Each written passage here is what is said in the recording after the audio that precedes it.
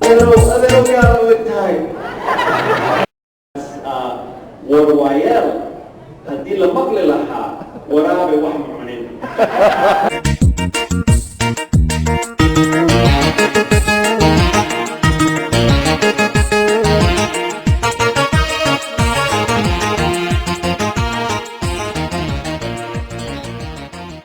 Little sense of what Somalia was like and what Somalia was like back when you were in the country. And right now I'm a nurse. I work at Hennepin County Medical Center and I work in a clinic with Somali patients a good portion of the time. And I also teach ESL with Somalis and interact and enjoy.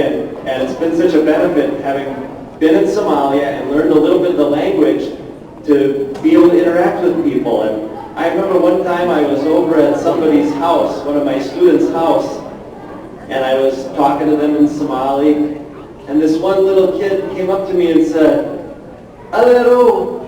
He touched my hand, he said, Adero got a good time. He said to me, and heard me speak his voice, and he touched my skin, he said, you look just like an American. But that was a real benefit that we had from living in Somalia, my wife and I, for 3.5 years. And it was during a very peaceful time in Somalia. You know, many people in America, their picture of Somalia is Black Hawk Down. That's the only picture that they have of Somalia. And I have a whole different picture of Somalia. I have a picture of Somalia from the 80s when I was there.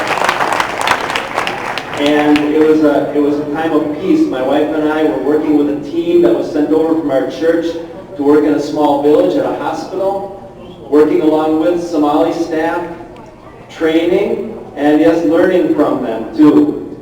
And when we were there at that time, Mogadishu was such a safe city. My wife could walk anywhere in town, anytime, without any fear at all. It was just completely safe. We used to ride the buses and try to learn a little Somali when we first came into the country before we went up to Buluberti, where we lived.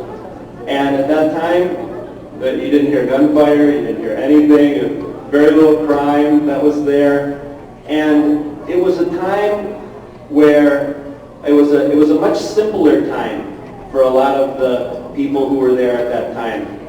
I remember when I would go, and you've probably run into this too, when you first start to learn Somali and you say to somebody, Subah wanaagsan, good morning, and they would say, Walaalo aqoodana baratay, wilki ana Allah kusiyo. They would say to me, you learned the whole language, may God give you a son. And milk is a sign of prosperity for the nomadic calendar. So may God give you prosperity and much milk and a son too. And so we learned as we learned the language, we learned about culture. And just as people learn English language, they'll learn a little bit about English culture, which is very varied. In the same way, we got an eye into Somali culture by learning Somali language. And as we did that, we understood something about some of the things that are valued in Somali culture. And one of the important things that I learned about Somali culture is the value of elders and how elders are respected. Somalis have two proverbs that sum this up to me. One proverb it says, Nin labatan jir into Biedkabol Telkabol.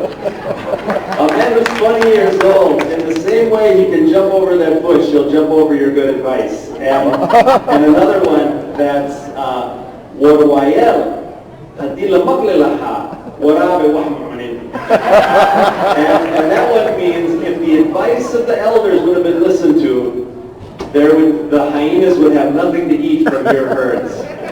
And so there was a prejudice towards listening to the advice and the wisdom of the elders.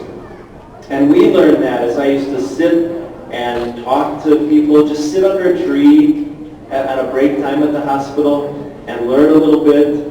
Life was slower there when we were in Somalia, and we learned about about how extended family was so much more important than it is in America.